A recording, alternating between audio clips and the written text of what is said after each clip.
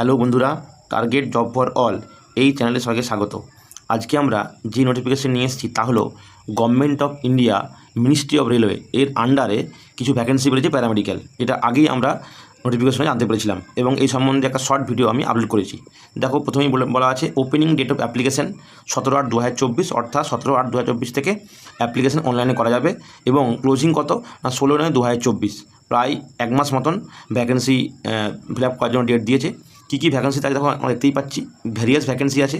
তার মধ্যে সবচেয়ে বেশি ভ্যাকেন্সি আছে নার্সিং সুপারিনটেন্ডেন্ট, এটা হচ্ছে পে লেভেল 7, ইনিশিয়াল পে হচ্ছে 44,900 টাকা, মেডিকেল স্ট্যান্ডার্ড C1 এবং বয়স কত না 20 থেকে 43 পর্যন্ত। ভ্যাকেন্সি আছে 713টা ভ্যাকেন্সি আছে, যেটা কিন্তু বয়স কিন্তু খুব বাড়ানো হয়েছে 1/1/2025। সেই বেসিসে 20 থেকে 43 বছর বয়সের মধ্যে হলেই হবে, অর্থাৎ কোভিডের কারণে কিন্তু 3 বছর এক্সেস হচ্ছে এজ লিমিট বাড়ানো হয়েছে। এবার এটার হচ্ছে বেসিক্যালি